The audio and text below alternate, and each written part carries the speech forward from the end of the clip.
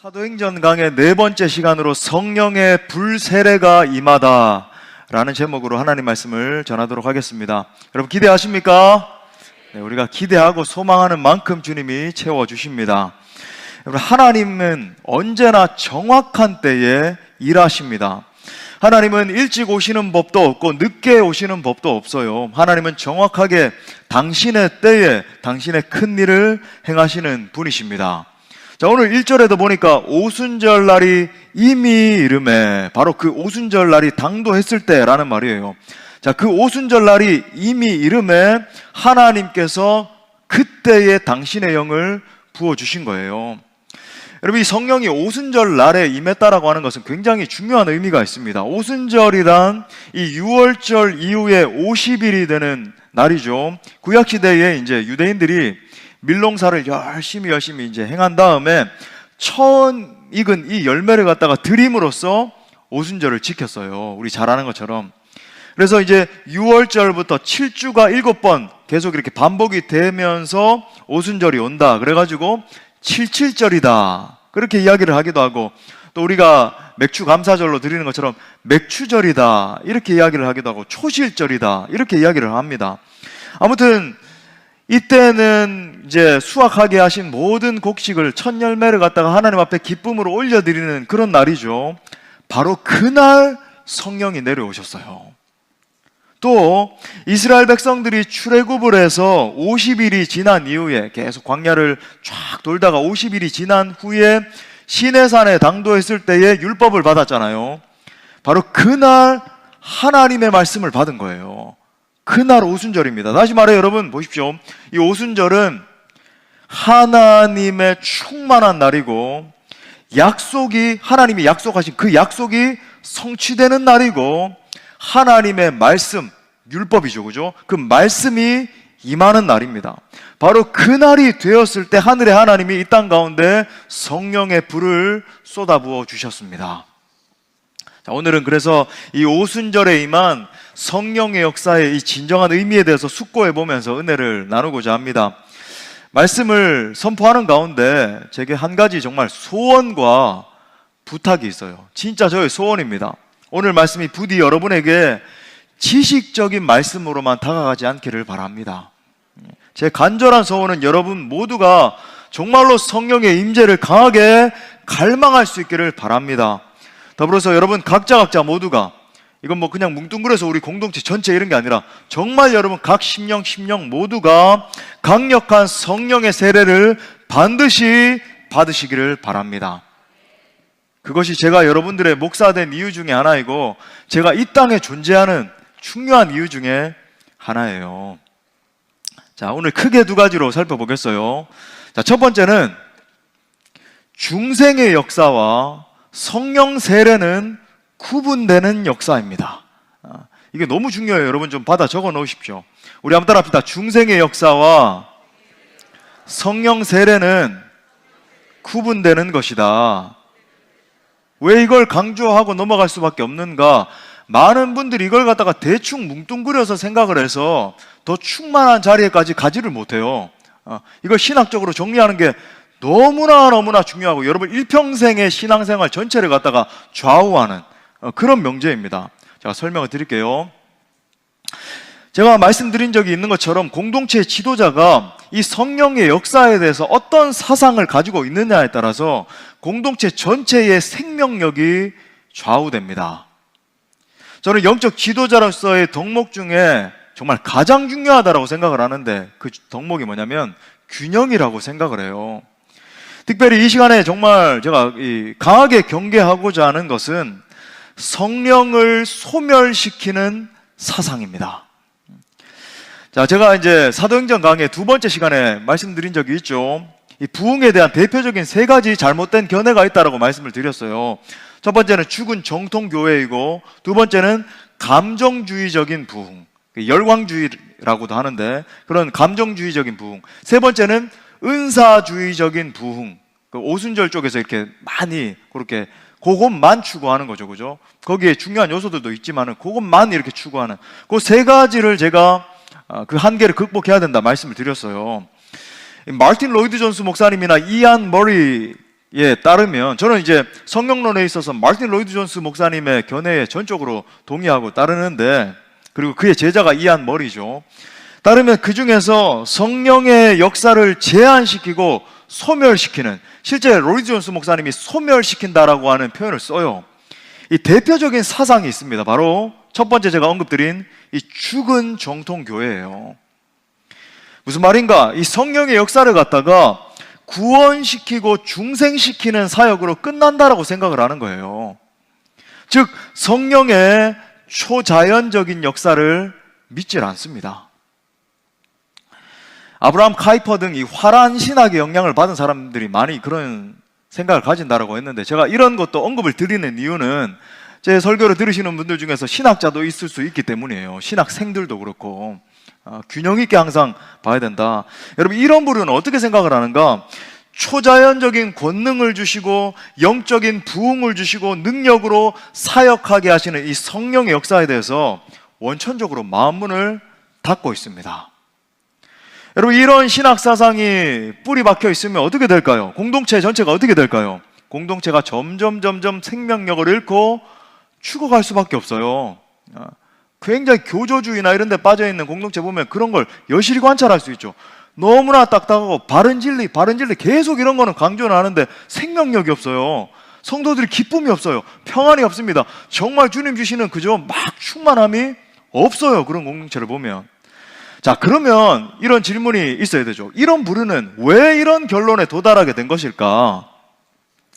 오순절 사건은 단회적인 구속 사건이기 때문에, 자, 여기까지는 저도 그죠? 맞다라고 말씀드렸어요. 그렇기 때문에 이렇게 돼요.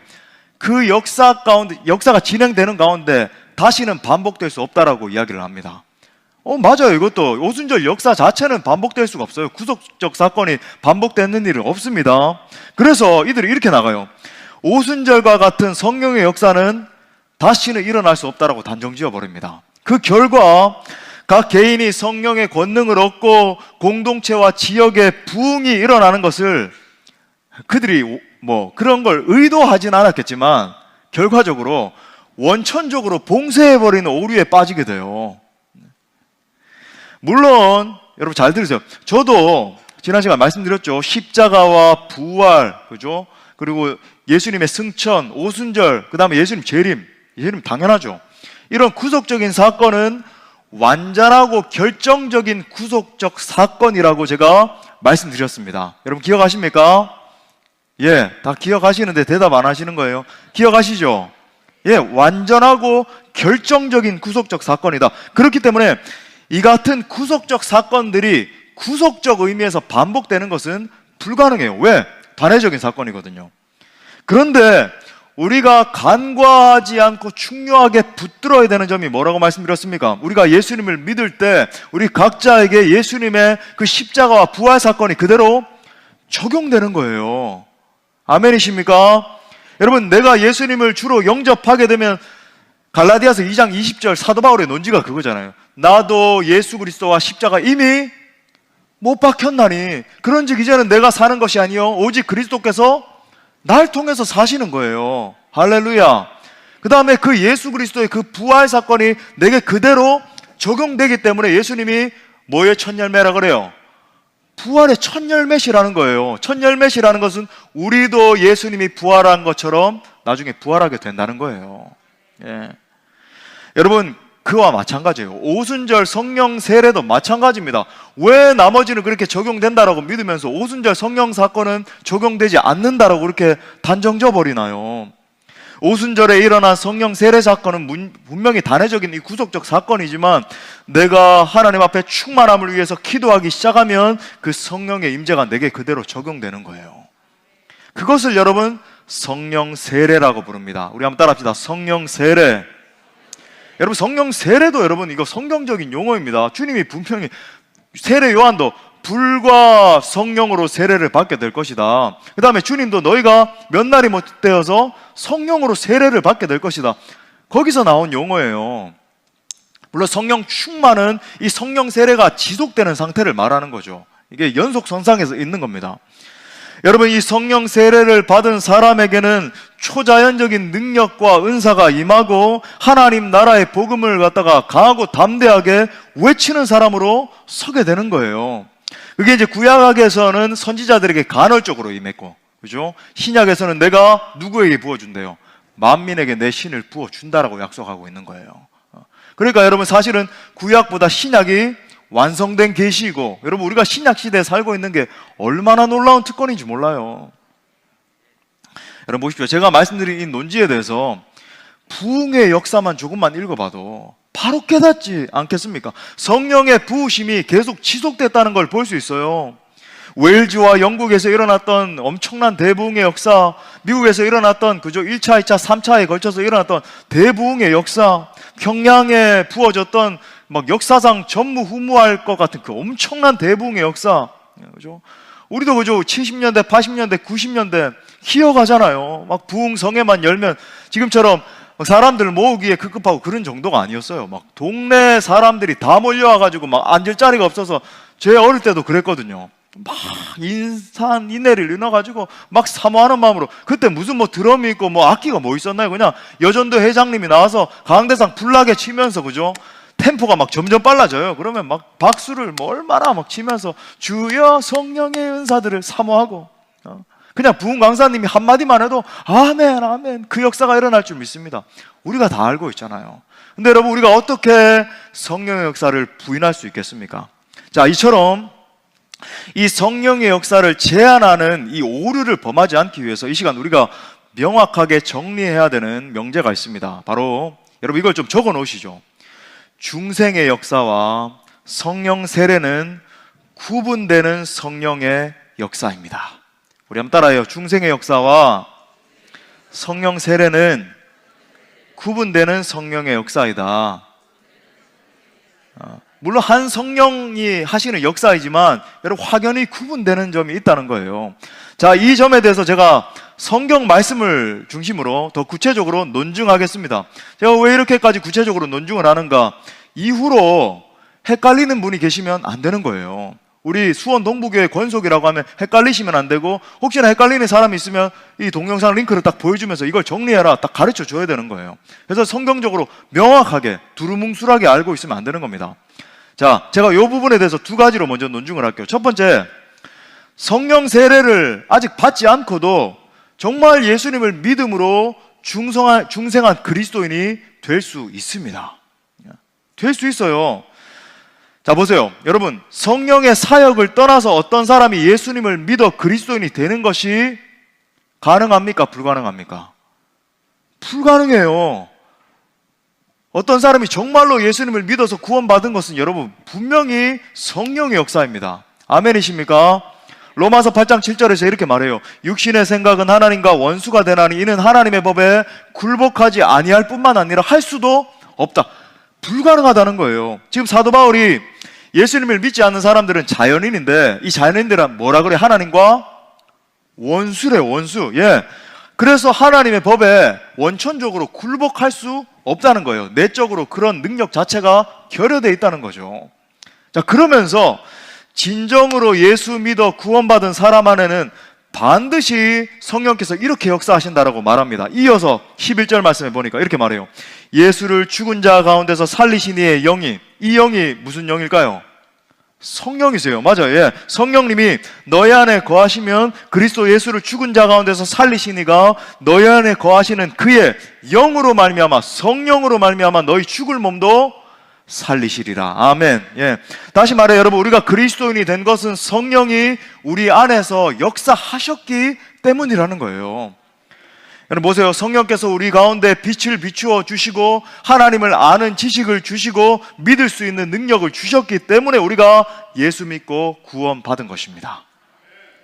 여러분, 성령의 역사가 없이는 어떤 사람도 예수님을 주로 영접할 수 없어요. 자, 이 사실을 갖다 한 문장으로 정리하면 뭡니까? 중생은 성령의 사역입니다. 중생은 성령의 사역이에요. 한 존재가 예수 믿어 구원받는 거 정말 성령의 사역이라는 겁니다. 그리고 그때부터 예수님을 믿을 때부터 성령께서 내 안에 내주하시고, 그 내주하시는 성령님은 우리가 천국 가는 그날까지 절대 우리를 포기하지 않으시고 우리와 함께 하세요.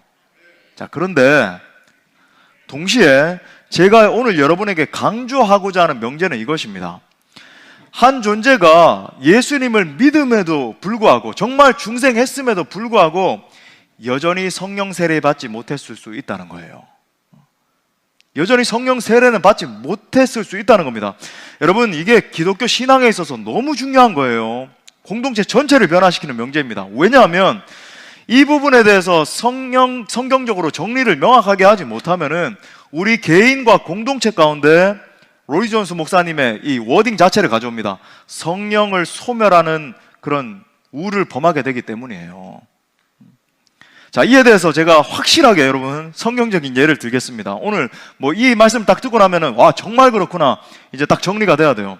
사도들의 예를 먼저 들어보겠어요. 요한복음 7장에 보면 이것을 뒷받침해주는 굉장히 중요한 증거가 나옵니다. 요한복음 7장 38절부터 39절에 보니까 나를 믿는 자는 성경에 이른과 같이 그 배에서 생수의 강이 흘러나오리라 하시니 이는 그를 믿는 자들이 받을 성령을 가리켜 말씀하신 것이라. 여러분 보세요. 여기서 그들이 받을 그래요. 성령을 가리켜 말씀하신 것이라. 그 다음에 또 다시 말합니다. 예수께서 아직 영광을 받지 않으셨으므로 성령이 아직 그들에게 계시지 아니하시더라. 아멘. 여러분 보십시오. 지금 그 배에서 생수의 강이 흘러나오는 것 같은 단계가 있다는 거예요. 여러분 분명히 이렇게 생각할 수 있습니다. 이런 말씀 들으면서 나는 정말로 예수님을 믿어 구원 받았는데 왜 내 배에서는 이렇게 생수의 강이 흘러나오는 것 같은 역사는 일어나지 않지? 다른 차원을 설명하기 때문이에요. 그 다음에 받을 성령을 가리켜서 말씀한다 그러고 성령이 아직 그들에게 계시지 아니하더라라고 완전 방점을 딱 찍으면서 설명합니다. 여러분 보세요. 분명한 사실은 지금 이 제자들, 사도들은 오순절 이전에 이미 거듭나서 하나님의 자녀가 됐을까요? 안 됐을까요? 하나님의 자녀 됐어요. 예수님을 믿는 즉시, 예수님이 부르셔고 따라가고 예수님을 영접한 즉시 중생한 그리스도인이 됐고 그 믿음으로 예수님을 따라다니고 그죠? 여러 가지 사역을 감당한 거예요. 그런데 여러분 성령 세례는 정확히 언제 받았습니까? 오순절 오늘 사도행전 2장에서 성령 세례 받았잖아요. 명확하게 지금 구분되고 있습니다.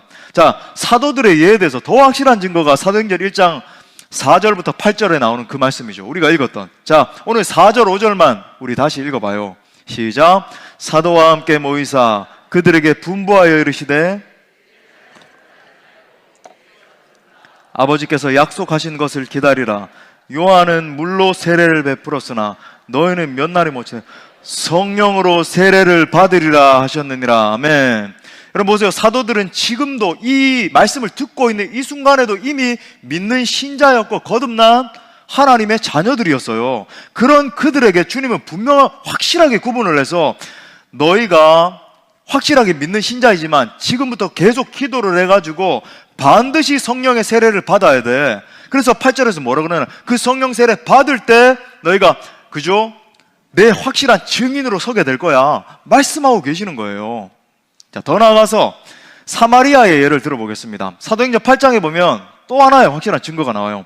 빌립 집사님의 이 사역을 통해서 사마리아 땅 가운데 복음이 선포됐고 사람들에게 이 복음으로 말미암아 큰 기쁨이 있었어요. 우리도 예수님을 영접할 때 그죠? 막 기쁨이 있고 그런 게 있잖아요. 그런데 성경이 그들이 복음은 받았지만 아직 성령 세례는 받지 못한 상태에 있었음에 대해서 확실하게 구분해서 설명을 하고 있습니다. 자, 사도행전 8장 14절부터 17절에 보니까 예루살렘에 있는 사도들이 사마리아도 하나님의 말씀을 받았다함을 듣고 베드로와 요한을 보내매 그들이 내려가서 그들을 위하여 성령 받기를 기도하니 보세요. 이는 그 이유가 뭐냐면 왜 그들이 성령 받기를 위해서 기도했냐면 아직 한 사람에게도 뭐라 그래요?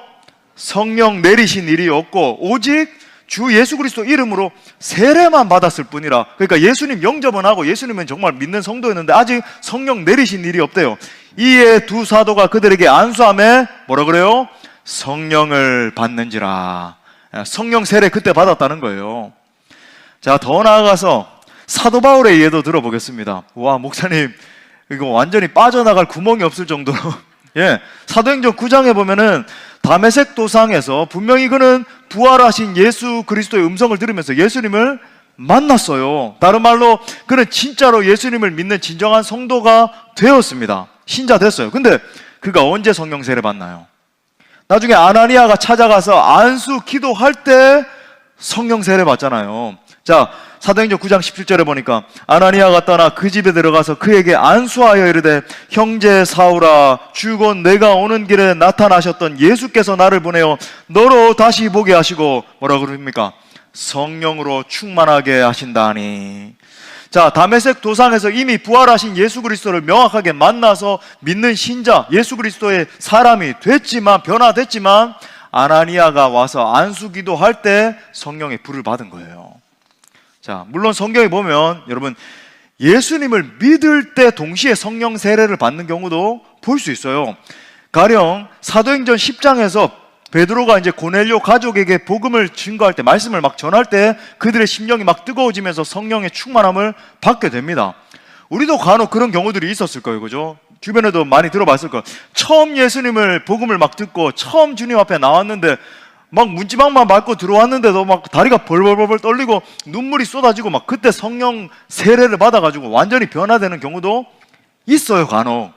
근데 여러분, 대부분의 경우에는 중생에서 구원받는 일이 먼저 일어납니다. 예수님을 주로 영접하고 하나님 자녀 되는 일이 먼저 일어나고 그 결과 보세요. 많은 사람들이 구원은 받았음에도 불구하고 성령 세례 받지 못한 경우들이 많다는 거예요. 성령 세례 받지 못한 사람들이 너무나 많이 있습니다. 구원은 받았는데. 결정적인 예를 제가 방점을 찍고 갈게요. 사도행전 19장에 보면은 사도 바울의 이 에베소 사역에서 중생과 성령 세례가 확실하게 구분되는 장면을 보게 됩니다. 자, 사도행전 19장 4절부터 6절에 보니까 바울이 이르되 요한이 회개 세례를 베풀며 딱 구분하죠. 불세례와 회개 세례. 회개 세례가 먼저 있다. 백성에게 말하되 내 뒤에 오시는 이를 믿으라 하였으니 이는 곧 예수라 하거늘 그들이 듣고 주 예수의 이름으로 세례를 받으니. 자, 이 장면에서 믿고 중생한 겁니다. 바울이 그들에게 안수함에 성령이 그들에게 임하심으로 뭐 했대요? 방언도 하고 예언도 하고. 지금 성령 세례 받은 그 외적인 증거로, 그죠? 방언도 막 하고 예언하는 사람도 일어나고 막 그런 현상들이 일어났다는 겁니다. 에베소 사람들이 이미 예수 믿어 구원 받았지만 사도 바울이 안수 기도할 때 성령 세례 받게 된 거예요. 자, 이 모든 논증들을 종합을 할 때 우리는 어떤 확실한 결론을 붙들 수 있는가? 중생에서 거듭난 신자가 되는 것과 성령 세례를 받는 것은 확연히 구분된 역사라고 하는 것입니다. 여러분, 이 진리를 확실히 정리하는 게 왜 중요할까요? 여러분이 그저 예수 믿어 중생받은 차원에만 머물러서는 안 되기 때문이에요. 물론 여러분, 예수 믿어 구원받은 것도 엄청난 은혜입니다. 그죠? 나같이 못난 죄인이 예수 그리스도 그 이름을 붙들고 그 이름의 권세 때문에 구원받아 하나님의 자녀가 됐다. 정말로 큰 은혜이고 정말 말할 수 없는, 나 같은 죄인이 용서함 받았다, 그 은혜이죠. 하지만 여러분, 그러한 상태에서는 결코 권능으로 하나님 나라 사역을 감당하고 막 원수의 담을 뛰어넘어가고 온 세계를 향해서 주의 복음을 증거하고 이런 사역은 힘있고 능력 있게 감당하는 게 어려워요. 불가능한 것까지는 아니겠지만 어려워요, 굉장히. 성령 하나님이 부으시는 폭발적인 역사라 그럴까요? 막 엄청난 역사를 주시는 그 하나님의 역사에는 동참하기가 어렵습니다. 다시 말해 여러분, 성령의 세례를 받아야 성령의 권능이 임하게 되고 사도행전 1장 8절 말씀처럼 그 결과 성령께서 주시는 초자연적인 역사에 더 힘있고 능력 있게 참여하게 된다는 말이에요. 제가 정말 기도하는 것은 여러분 모두가 그저 나 혼자 구원받고 나 혼자 천국 가는 신앙에 머물지 않기를 바랍니다. 사랑하는 여러분, 반드시 성령 세례 받으셔야 됩니다. 성령 세례 받으셔야 돼요. 그래야 생명력 있는 성도, 능력으로 사역하는 성도, 권능으로 쓰임받는 성도 될 수 있습니다. 여러분, 성령 세례 받아야 능력으로 하나님의 나라를 확장하는 공동체로 쓰임받을 수 있단 말이에요. 바라기는 여러분 모두가 성령의 충만한 세례와 능력과 은사들을 사모하게 되시기를 축복합니다. 자, 두 번째는, 자, 그러면 오늘 말씀, 오순절날 임하신 이 성령 세례는 과연 어떤 세례인가라는 거예요. 어떤 세례인가? 자, 오늘 말씀 중심으로 보면은 오순절날 성령은 세 가지 현상으로 임하셨습니다. 세 가지 현상으로. 제가 왜 이 세 가지 현상을 또 꼼꼼하게 살피려고 하냐면 여러분이 정말 이 현상들을 사모하셔야 되기 때문이에요. 자, 첫 번째는 성령이 강한 바람 소리로 임하셨습니다. 우리 한번 따라합시다. 강한 바람 소리로 임하셨다. 자, 2절에 보니까 호련히 하늘로부터 급하고 강한 바람 같은 소리가 있어 그들이 앉은 온 집에 가득했다 말합니다. 그러니까 보십시오. 부인할 수 없는 어떤 강력한 소리가 하늘로부터 임해서, 여러분 상상을 해보세요. 그 강력한 소리가 막 바람처럼 하늘로부터 임해서 거기에 앉아있던 120명이 동시에 그 바람 소리를 들었다는 이야기예요. 어떤 소리였을까요? 그것은 하늘에 하나님이 발하시는 거대한 소리였던 거예요. 거대하시고 위대하신 하나님이 내뿜으시는 강력한 호흡이라 그럴까요? 강력한 숨이라 그럴까요? 그죠? 엘리야가 막 하나님의 임재를 봤을 때 막 하나님의 그 막 바람의 구름이 막 앞에 몰려가잖아요. 마치 그런 것과 같은 거대한 막 광풍이 불어닥친 겁니다. 에스겔서 37장에 보면 하나님의 이 호흡을 갖다가 한 단어로 집약을 해요. 바로 생기라고 이야기합니다. 그죠? 환상 중에 에스겔이 뼈들에게, 인자야 네가 이 뼈들에게 대언해라. 그래서 대언을 하니까 생기야 저 뼈들 속에 들어갈지어다 막 명령하니까 뼈들이 막 서로 연락해서 붙기 시작하잖아요. 그러자 죽어있는 뼈들이 막 덜거덕 하면서 움직여서 붙기 시작하고 막 짝을 맞춰서 이렇게 형성이 되는 겁니다. 힘줄이 생기고 살이 차오르고 막 핏줄도 생기고 가죽이 대표니까 한 사람, 두 사람, 세 사람, 10사람, 100사람 생명체로 일어나는 거예요. 결국 막 이 생기가 계속 불어닥치니까 보세요. 바싹 말라버린 이 메마른 뼈들이 어떻게 대비되나요? 거대한, 극히 큰 군대더라 그랬는데 뭐 거대한 군대로 일어나는 것을 보는 겁니다. 여러분, 이것이 바로 성령의 역사예요. 성령의 임재입니다. 성령의 바람은 그냥 바람이 아니라 하나님의 호흡이고 하나님의 생기예요. 그죠? 하고 막 성령의 생기가 불어닥치니까 막 메마른 뼈들이 살아 일어나고 생명력을 얻고 군대가 되는 거죠. 그 하나님의 생기가 지금 오순절 다락방에 기도하고 있던 무리 속에 바람으로 불어오고 있는 거예요. 특히 급하고 강한 바람 같은 소리라고 하는 것은 거기에 있던 모든 사람들이 부인할 수 없을 만큼 각 사람의 마음과 영혼을 뒤흔들어 놓는 소리였다는 것입니다. 자, 이처럼 여러분 보세요. 이 성령의 역사는요, 어떤 관념이나 이론이나 사상이나 교리가 아니에요. 많은 사람들이 이런 우에 빠집니다. 성령의 역사 땡땡 이것이다 저것이다 교리로서 암기하고, 그러니까 전혀 능력을 경험할 수 없는 거죠. 어떤 사람들은 예수님을 믿는데 완벽한 교리나 사상을 가지고 예수님 믿으려고 하는 걸 보게 돼요. 그런 사람들을 대부분 보면은, 성령의 사람도 뭐 그런 사람 중에 간혹 있긴 하지만 너무나 교조주의에 빠져가지고 그 자기가 알고 있다라고 하는 교리로 다른 사람 죽이는 데 사용하는 거예요. 판단하고 이게 옳으니 저게 옳으니.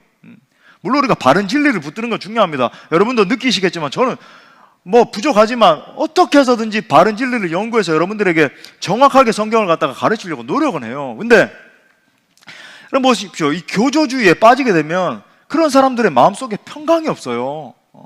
능력이 없어요. 기쁨이 없습니다. 사랑하는 여러분, 성령의 역사는 실제적인 체험입니다. 체험해야 돼요. 성령의 역사는 정말로 내가 직접 체험을 하고 내가 직접 그 역사 속으로 들어가야 되는 거예요. 우리 백문이 불여일견 그러잖아요. 그죠? 100번 듣고 막 하는 것보다, 책으로 읽고 하는 것보다 내가 한번 체험하면 완전히 달라지게 되는 거죠. 제가 집회를 인도하러 가봐도 정말 이 성령의 역사를 사모하고 기도하는 교회는요, 진짜 공기가 달라요. 어떤 교회는 보면은 말씀을 선포해도 반응이 없고 성도들의 얼굴에도 생기가 없습니다. 가만히 보면은 이 성도들이 전부 다 이게 영적인 존재들이다 보니까 제가 이렇게 딱 보면은 중심 깊은 곳 가운데 갈망함이 있어요. 정말 막 애타하는 그런 갈망함의 마음이 있기는 한 것 같은데 오랫동안 하나님의 역사에 대해서 어떻게 반응하는지를 갖다가 해본 적이 없다 보니까 그냥 그 채로 있는 거예요. 그런 영혼들을 보면 너무나 안타깝죠. 어찌 해야 될지를 막 모르고 막 갈급해가지고 그러고 있는 거예요. 그런데 여러분, 어떤 교회는요, 말씀이 선포되면 그 말씀이 마치 성도들 가운데 빨려 들어가는 것처럼 보이는 그런 교회들이 있어요. 막 그저 심령들 가운데 눈을 크게 뜨고 아멘 아멘 하면서 막 그 심령 가운데 막 들어가는 게 막 보이는 거죠. 그런 교회는 찬양이 살아있고요, 기도가 살아있고 전도가 살아있고 성도들마다 생명력이 있다는 게 보입니다. 예. 여러분, 성령의 임재는 생명력과 직결되는 거예요. 저는 여러분 모두가 하나님이 부으시는 성령을 꼭 체험할 수 있게 되기를 바랍니다. 꼭 체험하셔야 돼요. 특별히 오늘 말씀을 듣는 가운데, 그죠? 성령의 바람이 강하고 급하게 우리 교회와 각 지체들 가운데 임하는 축복이 함께 하시기를 바랍니다. 자, 두 번째로 성령이 불로 임하셨습니다. 또 한번 따라합시다. 불로 임하셨다. 자, 3절에 보니까 마치 불의 혀처럼 갈라지는 것들이 그들에게 보여 각 사람 위에 하나씩 임하여 있더니. 여러분, 이 불이 타오르는 모습을 갖다가 가만히 관찰해 보면은 불은 마치 이렇게 혀 같죠? 여러 막 혀들이 이렇게 낼름거리는 것처럼 그렇게 보이잖아요. 그죠? 예. 이 불이 거기에 모여있던 각 사람의 머리 위에 강력하게 임한 겁니다. 그러니까 사람들이 그게 막 느껴지고 보여질 정도로 임하여 있더니 그러잖아요. 그죠? 실제로 부흥회 때에는 성령께서 임하시면서 뜨거운 불과 같이 많이 임하시는 것을 보게 돼요. 성령이 뜨거운 불로 임하시면 마치 오순절에 나타나는 이 역사와 같이 그 뜨거움 때문에 반응하게 됩니다. 여러분, 우리가 불에 대면 어떻게 돼요? 라면을 끓이다가 그 냄비에다가 실수해가지고 이렇게 딱 이렇게 불에 대면 어떻게 돼요? 얼마나 뜨거워가지고 저 막 찬물에다 대고 그래도 안 돼서 막 수포가 올라오고 하면, 그죠? 안티프라민. 2주 연속 지금 나오는 전문 용어인데, 이 안티프라민을 막 발라도 소용이 없고 막 쓰라리고 그러잖아요. 하물며 여러분, 뜨거운 성령의 불이 임하는데 아무런 현상도 일어나지 않는다. 불가능한 일이에요. 뜨거운 불이 임하는 겁니다. 실제로. 여러분, 그 성령의 불이 막 임하게 되면요, 어떤 사람은 심령이 막 뜨거워져가지고 막 소리를 지르기도 하고요, 어떤 사람은 그 뜨거운 불이 임해서 마음에 깊은 상처가 치유되기도 해요. 또 어떤 사람은 뜨거운 불이 임해서 자신이 오랫동안 해결하지 못했던 그 죄된 습관들이 단번에 끊어지는 역사도 일어나고, 또 어떤 사람은 그 뜨거운 불로 임해서 암이나 뭐 종양이나 오래된 질병이 치유되는 역사가 일어나기도 해요. 저희 어머니가 이제 한 25년 이상 지금 목회자로서 이렇게 많이 쓰임받고 계시는데, 지금 연세 많이 드셨음에도 불구하고 많은 사람들이 또 기도 받으러 오고 이렇게 치유 사역을 하십니다만은, 저희 어머니의 사역이 막 불같이 일어나게 된 그 결정적인 계기가 있어요. 근데 이제 우리 합동 측에서 그냥 이제 권사님으로 사역을 하실 때, 저희 같은 교회에, 저도 이제 생생히 기억하는 권사님이죠. 한 권사님이 간암 말기 판정을 받았는데 이게 암이 점점 심해지는데 온 교회가 기도하는데도 안 되는 거예요. 그래서 복수가 나중에는 이만큼 차오르고 병원 치료를 다 받았는데도 불구하고 이 암이 낫지를 않는 겁니다. 그래가지고 이제 가망이 없다 이래서 마지막으로 이 권사님이 저희 어머니를 찾아오셨어요. 같은 교회 권사님임에도 불구하고 어머니가 이제 기도를 많이 한다는 걸 알고 계셔서, 권사님 저 좀 한번 기도해 주세요. 그래가지고 이제 막 간절히 한 30분 이상을 기도하셨대요. 그렇게 막 간절히 배에 손을 얹고 기도를 했는데, 그 다음날 이 권사님이 전화가 와서, 권사님, 저희 어머니 이제 권사님일 때니까, 권사님, 제가 간밤에 배가 뜨거워서 한잠도 못 잤다는 거예요. 막 배에서 막 불이 막 타오르는데 너무 뜨거워가지고 한숨도 못 잤어요.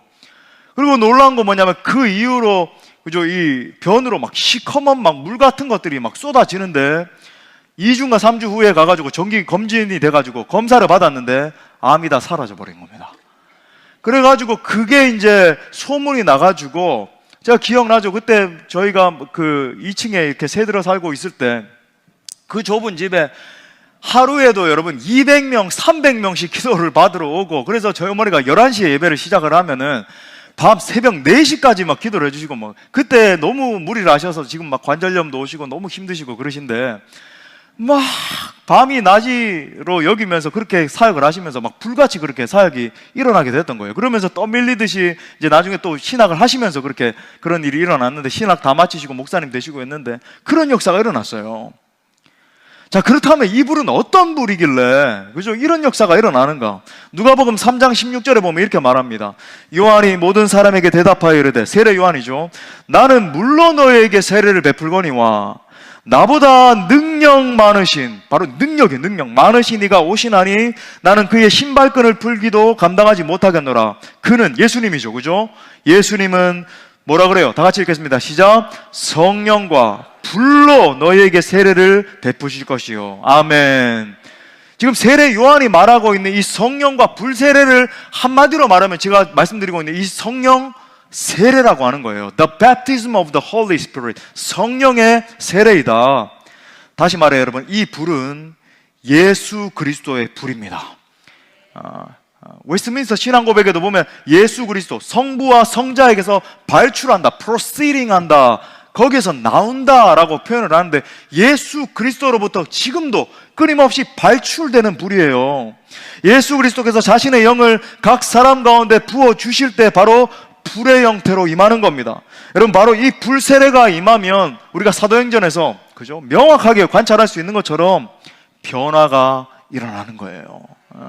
능력이 없던 자에게 능력이 임하고 상처투성이었던 사람의 상처가 벗어지는 겁니다.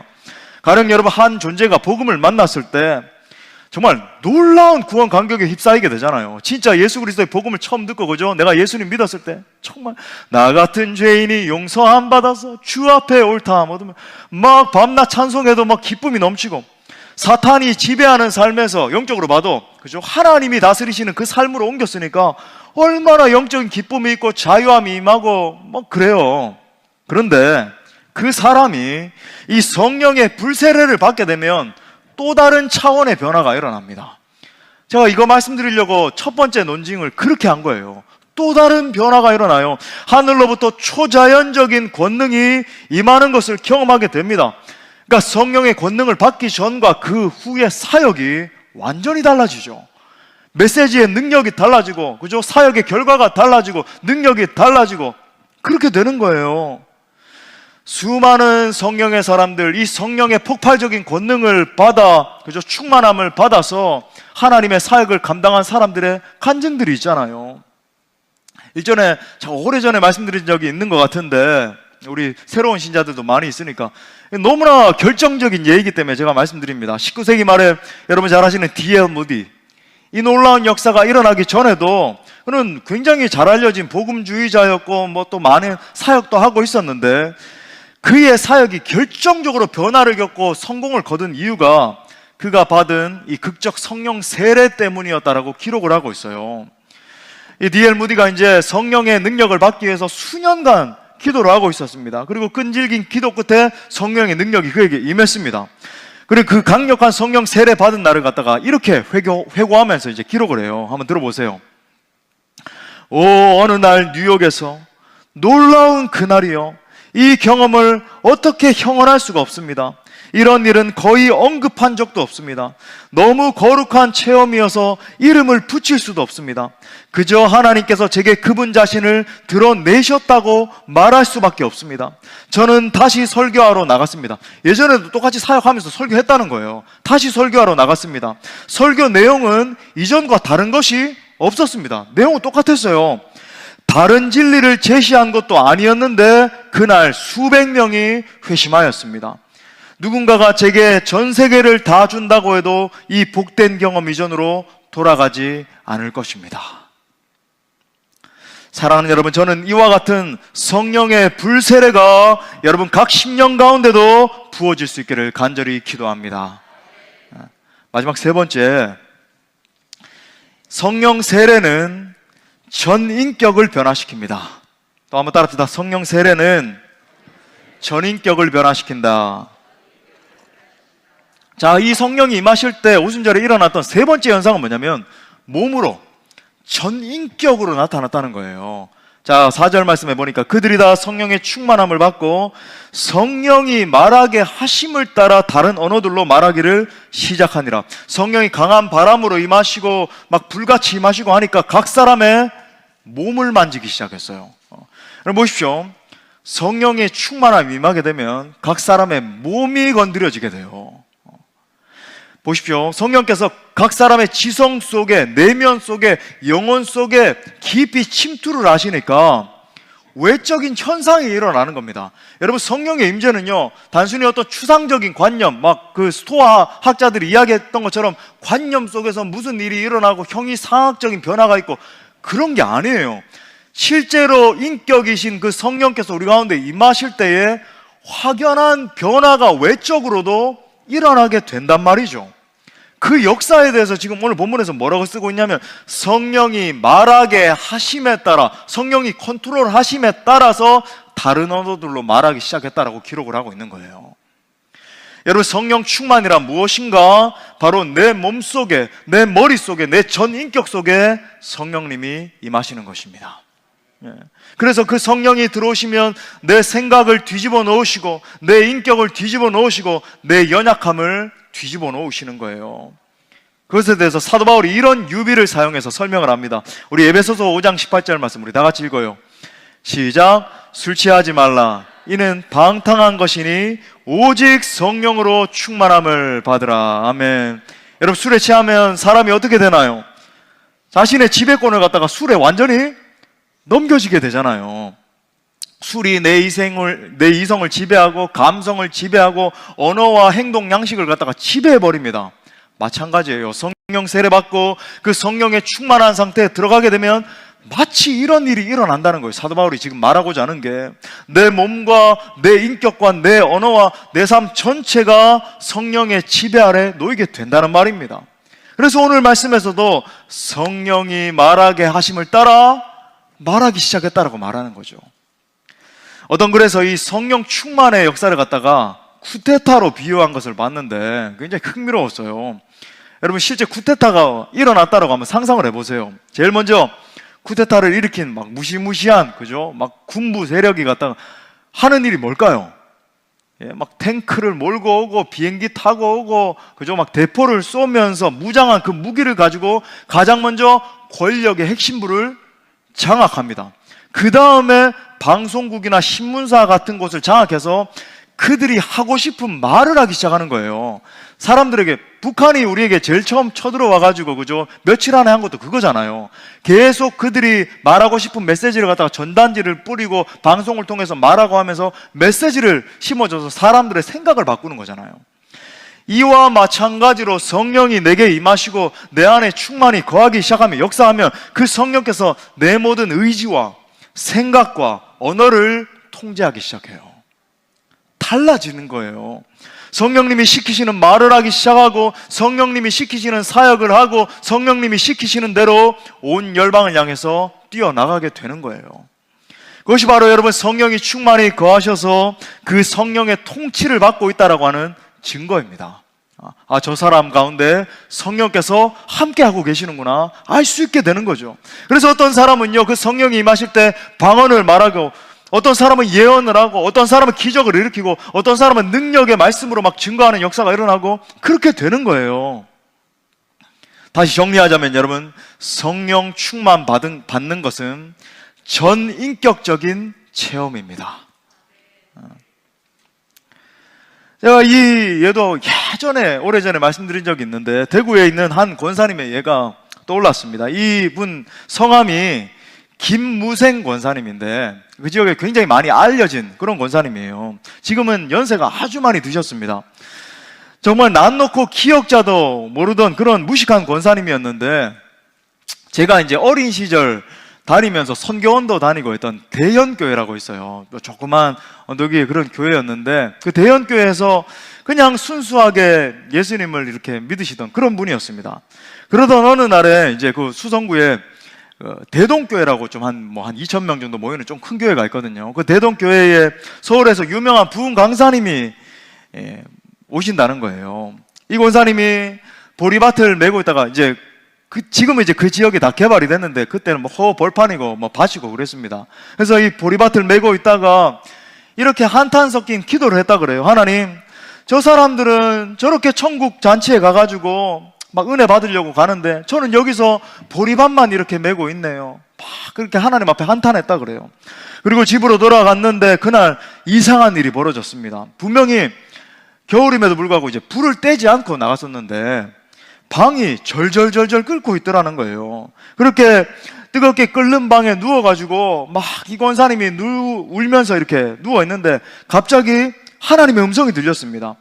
무생아, 오른쪽으로 돌아 누워라. 그래서 오른쪽으로 이렇게 돌아 누웠는데 그 순간에 하나님이 천국을 다 보여주셨어요. 그 다음에 이제 무생아, 왼쪽으로 돌아 누워라 해가지고 왼쪽으로 돌아 누웠는데 하나님이 지옥을 다 보여주셨습니다. 나중에 이제 막내딸이 딱 들어왔는데 엄마, 방이 이렇게 뜨거운데 여기에 왜 누워 계세요? 막 이렇게 말을 할 정도로 엄청나게 방이 막 끓어올랐던 거죠. 그러고 나서 이 권사님에게 놀라운 역사가 일어났어요. 한글을 몰라서 성경도 못 읽던 그런 분이었는데 한 달 만에 성경 전체를 다 읽게 됐습니다. 또 이분에게 신유의 역사가 아주 강하게 임해가지고 당시에 많은 사람들의 병을 고치는 사역을 하기 시작해서 막 그러면서 이제 복음도 전하시고 했는데 이분의 사역이 막 알려져가지고 그 지역에서는 굉장히 유명한 권사님이 되셨어요. 하나님의 막 능력의 손이 붙들림 받아서 오랫동안 그렇게 쓰임 받으셨습니다. 여러분, 성령의 불세례를 받으면 이러한 종류의 역사가 일어나는 거예요. 이 시간 여러분 각자에게 질문합니다. 여러분은 성령 세례 받으셨습니까?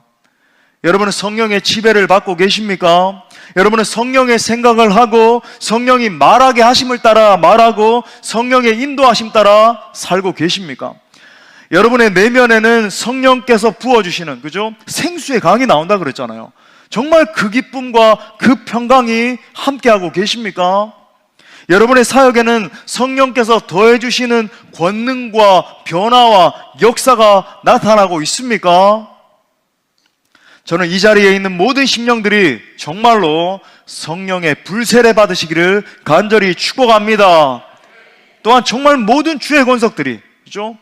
그냥 우리 뭉뚱그려서 우리 전체 이런 게 아니라 정말 한 사람 한 명도 빠짐없이 각 심령들이 강력한 그 성령의 통치 가운데 들어가서 하나님의 뜻을 이루어드리는 인생들 되시기를 축복합니다. 말씀의 결론을 맺겠어요. 이 진리에 대해서 위대한 설교자 A.W. 토저가 이렇게 말했습니다. 의심하는 자는 성령 충만을 받을 수 없다. 모든 그리스도인이 성령으로 충만할 수 있고 또한 충만해야 한다는 것은 논쟁의 여지가 없는 분명한 진리이다. 모든 그리스도인은 회심할 때 받았던 성령 충만보다 훨씬 더 강력한 성령 충만을 받을 수 있다. 우리가 이 점을 분명히 짚고 넘어가는 것은 매우 중요하다. 하나님은 의심하는 사람에게 성령을 부어주지 않으신다. 하지만 우리를 부인하고 십자가를 질 때 성령님의 강력한 기름 부음이 임할 것이며 우리는 우리가 희생했던 것보다 무한히 더 많은 것을 다시 받게 될 것이다. 사랑하는 성도 여러분, 권면드립니다. 내일부터 2박 3일 동안 우리 교회 가운데 정말 뜨거운 부흥 집회가 진행될 거예요. 우리 강사 목사님, 그죠? 한마디로 표현할 수 있어요. 한국을 대표하는 말씀의 사람이시잖아요. 네. 꼭 시간을 내셔서 1시간도 빠지지 않았으면 좋겠어요. 난 대충 뭐 이때 약속 있으니까 1시간 빠지고 그러지 마시고 정말 아이들과 다 손을 잡고 오셔가지고 빠지지 말고 다 참석하십시오. 특별히 여러분 사모하는 심령으로 참석하셔서 꼭 반드시 하나님 주시는 그 폭포수와 같은 은혜를 받아 누릴 수 있길 바라요. 저는 우리 공동체 모두가 강력한 성령의 임재를 사모할 수 있게 되기를 바랍니다. 여러분 이렇게 간절히 기도하세요. 성령 하나님 오시옵소서. 오셔서 내 영혼 속에 영적인 지진이 일어나게 하여 주옵소서. 귀가 열리고 눈이 열려서 하나님의 음성을 듣게 하여 주옵소서. 오순절에 임하셨던 그 성령의 불이 내게도 임하여 주시고 우리 교회에도 임하여 주시고 온 한국교회에 임하여 주시옵소서. 그래서 더 이상 두려워하고 낭망하고 쓰러지는 그런 인생 아니라 힘있고 능력있게 하나님 나라의 비전을 선포케 하여 주옵소서. 그렇게 간절히 사모하며 기도하며 나갈 때 자비로우신 주님께서 그분의 영을 부어주실 것입니다. 아무쪼록 성령의 불세례를 사모하는 모든 각 심령들마다 하늘의 하나님께서 그분의 영을 충만히 부어주시기를 간절히 축원합니다.